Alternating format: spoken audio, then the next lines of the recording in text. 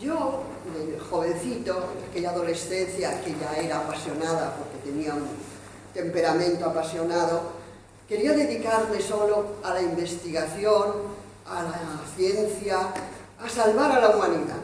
Tenía la pasión de cambiar este mundo. Y por lo tanto decidí que no tendría relaciones amorosas ni sexuales porque, como decía Don Quijote, la pestilencia amorosa que se entra por todos los poros solo hacen que distraer al héroe que tiene que luchar por cambiar este mundo. Y me he casado 2 veces y después la tercera. Y yo pensé que de ninguna manera iba a tener hijos que distraen tanto y que requieren tantos cuidados y tanta atención y por tanto me distraerían de mi trabajo que tenía que ser épico. Y he tenido 4 hijos. Y lo decía con una alegría enorme de haber sabido pues traicionar sus propios propósitos de joven y además haber cumplido también la tarea que se había llevado a cabo, como siempre. Le caracterizaba además la sinceridad. Lo han dicho los compañeros, lo saben. Él me dijo que no había mentido nunca. Y yo durante mucho tiempo no me lo creí, porque yo no creo que haya ningún ser humano que pueda vivir sin mentir. La verdad es que acabó mintiéndome en los últimos años de su vida cuando decía que no fumaba. Pero fue el único momento en el que también traicionó sus profundas convicciones. También de la amabilidad habéis hablado. Es un personaje secundario. Yo decía que era terciario. Y secundario quiere decir introvertido y enormemente reflexivo. Una de las anécdotas divertidas es que cuando llevábamos poco tiempo juntos y hablaba, claro, de una relación para siempre como fue. Y yo le dije, pues yo no, yo cuando te conocí solo quería un ligue. Y me mira muy serio y me dice, pues qué disparate. Pues es el propósito más disparatado que he oído, porque yo todo me lo tomo en serio. Y efectivamente era así. Todo se lo tomaba en serio. Contaba que tenía 7 u 8 años y en la clase de un colegio de curas, creo que eran escolapios, cuando se aburría se ponía a pensar en qué tenía que hacer para cambiar este mundo de injusticias. Allí. Lo que no importaba para que de todas maneras fuera divertido, humorístico. Estábamos en Estados Unidos, decidimos ir a ver el Cañón del Colorado. Y cogimos el avión, desembarcamos en Las Vegas, alquilamos un coche. Me acuerdo un poco la desesperación de uno de los azafatos del aeropuerto que nos explicaba cómo llegar hasta el Cañón del Colorado. Nos veía extranjeros completamente ignorantes del camino y cómo tampoco conocíamos el coche, cómo las instrucciones en inglés no eran tan fáciles. Y ya cuando nos íbamos, nos llamó otra vez y nos dijo, recuerden que no se puede ir a más de 50 millas.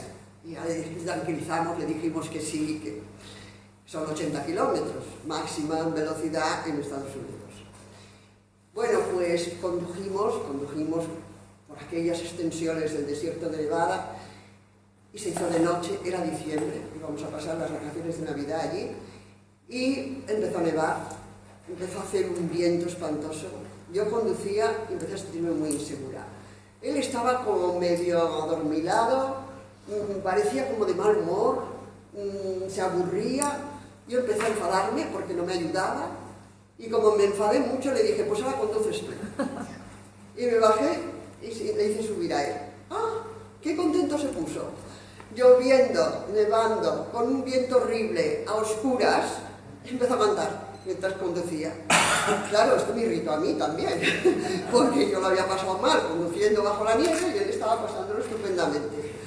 Bueno, pues llegamos al hotel, ¿sí? Pasamos la noche y cuando a la mañana siguiente miramos el paisaje, a todo aquel camino, toda aquella épica aventura, la habíamos pasado al lado del cañón, al lado exactamente del precipicio. No veíamos por dónde íbamos, habíamos cogido el camino no sé si será de excursionistas en algún momento, y en verano y de día, y habíamos cogido, yo además había cogido aquel camino y nos habíamos lanzado temerariamente por él, y de todas maneras sobrevivimos, ¿verdad? Era además un verso libre, decía yo, en uno de los actos en los que nos hemos reunido para hablar de él. Porque a pesar de que en el Congreso del Partido Comunista, donde se abandona el leninismo, él apoya este cambio, él explica de todas maneras que le gustó mucho la intervención de Paco Frutos a favor del leninismo, que estaba muy bien articulada, que le había tal, pero él vota en contra, porque considera que el partido tiene que abrirse, tiene que ser más liberal, tiene que andar por caminos que él llamaba incluso libertarios.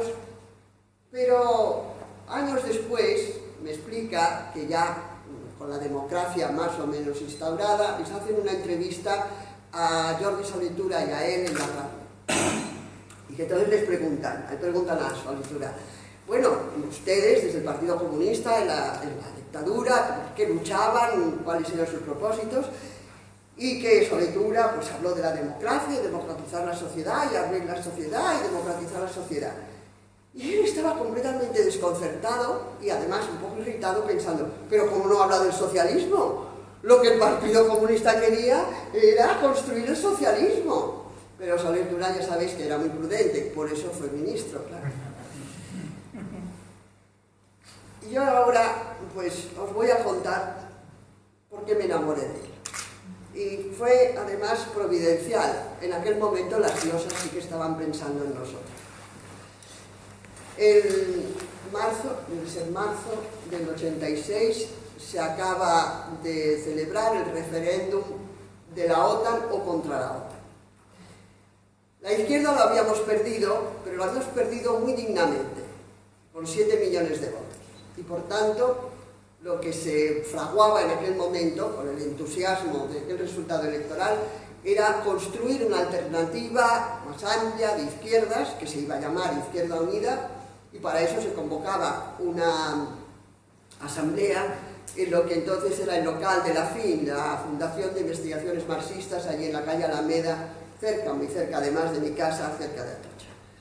Y bueno, pues Elvira Siurana y yo, que acabábamos de llegar de Barcelona, desembarcábamos para seguir siendo predicadoras del feminismo y montar el Club de Indicación Feminista y el Partido Feminista. Yo había participado además en muchos mítines contra la OTAN, pues fuimos a ver el llamamiento en qué consistía. Y la asamblea estaba abarrotada de gente. Era bueno, un entusiasmo el que entonces había por pensar en nuevos caminos, ¿no? Llegamos, no podíamos andar, no podíamos entrar en las primeras filas, nos situamos en las últimas y estaban terminando, estaban leyendo el manifiesto fundacional de lo que iba a ser Izquierda Unida. Cuando terminaron de leerlo, en la mesa solo había hombres, por supuesto, ¿verdad? Estaba, si recuerdo de memoria, Alonso Puerta, Antonio Gala, que era el presidente de la plataforma contra la OTAN, Ramón Tamames, que representaban cada uno una opción, ¿verdad? El partido de Ramón Tamames, el Partido Humanista estaba también, el PASOK, que era Alonso Puerta, y Enrique Curiel por el Partido Comunista. Y cuando terminan, pues Ramón Tamames hace unas correcciones muy profesionales, muy académicas al documento. Que si este párrafo no debe ir aquí, que el otro tiene que ir allá, que lo que se ha nombrado A y B debería ser 1, 2 y 3. Bueno, cuando termina, pues ya se da por bueno el documento, pero dan palabra a la sala. Y desde el final de la asamblea, yo oigo una voz de hombre allí, en el principio, en la primera fila, veo una mano, solamente veo una mano, y una voz que dice, en este documento no se hace referencia ninguna a la situación de la mujer y a los problemas de la mujer. Yo ya lo había visto, lo había oído, estaba bastante irritada por aquello, tampoco me sorprendía tanto, puesto que en esa batalla llevaba toda la vida, y ya también había levantado la mano, pero llegué después de él. Y os aseguro que es la primera vez y la última en que en un acto político, en un acto cultural, en un acto social, en una asamblea, la primera voz que se levanta es de un hombre para decir que no se está hablando de los problemas de la mujer. Después sí, si tú lo intervienes y lo dices y otras compañeras pues también lo discuten, habrá compañeros, habrá ciudadanos que lo apoyen y que estén de acuerdo. Pero que sea la primera intervención, pues no se ha dado nunca. Bueno, entonces empecé a preguntar, ¿quién ha hablado por allí, por aquella sala abarrotada? Y unas voces me decían, Carlos. Y yo, que era extranjera, pues no sabía quién era Carlos así. Pero chica, Saspanoli, me dice un madrileño por allí, Carlos París. Bueno, tenía una vaga noción de quién era. Estamos demasiado separados, Cataluña y Madrid, ¿eh? Yo entonces no tenía mucho conocimiento ni de su obra. O sea, bueno, el caso es que termina la asamblea, un mogollón de gente que hay allí, que se mueve, yo me abro paso como puedo hasta el principio para ver si conozco al autor de aquella crítica, y me encuentro a Enrique Curiel y pregunto, Carlos París se ha ido. Y pensar que pasamos 2 años más, 2 años sin encontrarnos, desde luego que tontos, tantas veces como me he arrepentido de haber perdido 2 años, pero bueno, es que toda la felicidad hay que ganársela, ¿no? Toda hay que sufrirla. Bueno, pues al final conseguí que viniera a casa, me invité a cenar con una amiga que fue el enlace, vino a cenar. Y en cuanto llegó, empezó a preguntarme por la situación del movimiento feminista, por los problemas de la mujer, por el movimiento lésbico, no el homosexual, el lésbico. Y cuando ya, tan sorprendida como estaba hablando del 86, hemos trabajado en estos últimos años, hemos avanzado, a lo mejor algún intelectual, algún hombre intelectual en alguna parte se preocupa de estos problemas, pero esto era el año 1986, el siglo pasado. Y cuando le pregunté, ¿por qué? ¿Cómo te preocupas por el tema de la mujer? Me mira, así como desconcertado, ¿sabes? Sorprendido, y me dice, es que soy filósofo y no hay tema ninguno que me sea indiferente, que no me parezca, que me concierne, pero los que afectan a la mitad de la humanidad, mucho más. Entonces, a partir de ese momento comprenderéis que me lo quedé. Además, fue cuando descubrí que antes de conocernos, él había escrito ya muchos textos donde hablaba de la mujer como clase. Cuando yo escribí La razón feminista, que tuve una polémica terrible por parte de los ortodoxos marxistas por calificar a la mujer de clase social y económica, si hubiera sabido que Carlos París ya la había escrito, habría tenido algún apoyo más en aquella polémica. Porque Carlos fue más que un filósofo de la ciencia, un antropólogo filosófico, un investigador social, un dirigente político. Carlos París fue un pensador feminista, y esa condición no se recuerda ni se remarca en las numerosas exégesis que han hecho sus compañeros. Él escribe en Lucha de clases que la situación de la mujer en la producción la convierte en clase social. Él consiguió que dictáramos en el Departamento de Filosofía de la Autónoma un curso sobre historia del pensamiento feminista, que tuvo un enorme éxito, pero no pudo continuarse porque el Departamento de Filosofía lo vetó. Y ese fue, además, qué curioso, el único fracaso que tuvo en su departamento. A él, que había además elegido como primer decano de la democracia, decano de la facultad, y que fue director de su departamento hasta su jubilación, nunca una propuesta suya se había derrotado más que cuando fue dar los cursos de historia del pensamiento feminista. Y todos votaron en contra de él, incluso compañeros y amigos de los alumnos suyos. En Ciencia, Tecnología y Transformación Social dedica un capítulo a feminismo y filosofía de la reproducción, donde dice: son diversos los fenómenos que plantean un verdadero desafío al pensamiento revolucionario. En primer lugar, el enorme espectáculo histórico de la opresión y la explotación de la mujer. Y es aquí donde la problemática que los movimientos feministas suscitan nos ofrecen excelentes posibilidades. En el tema de la mujer, en efecto, se entrecruzan los aspectos más vivos en que la situación actual desafía al marxismo histórico y le fuerza a una reflexión creativa. Podemos decir que el tema de la mujer, la problemática más honda suscitada por los movimientos feministas, constituye una verdadera prueba de fuego para contrastar la auténtica eficacia revolucionaria de la teoría y la práctica marxistas sus capacidades de pensar y crear una sociedad liberada de las relaciones de dominación, que es un texto que a veces me parece repetido. Pero no era solo teoría lo que él defendía.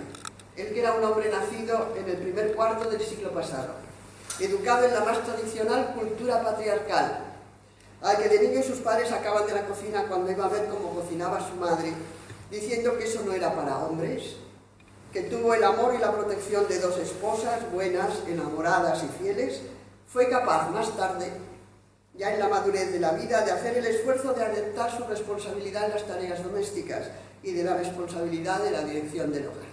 Lo que no hizo nunca fue cocinar, para eso llegó tarde. Pero realmente yo no hacía más que eso, porque hasta la compra la hacía él. Y lo hizo por propia convicción, porque si algo caracteriza a Carlos París, si algo le califica, es su absoluta coherencia entre sus ideales y su conducta. Jamás traicionó sus ideas. Como Cyrano de Bergerac no hacía una visita en vez de escribir un poema. Su honradez personal, su honradez intelectual en la búsqueda de la verdad, su ignorancia de toda doblez, traición, falsedad, su comprensión hacia todos los desvalidos, las mujeres, los niños, los ancianos, los enfermos, las razas de color, los pueblos bombardeados y masacrados, le llevó a salir en la defensa por todos los caminos del pensamiento y la política.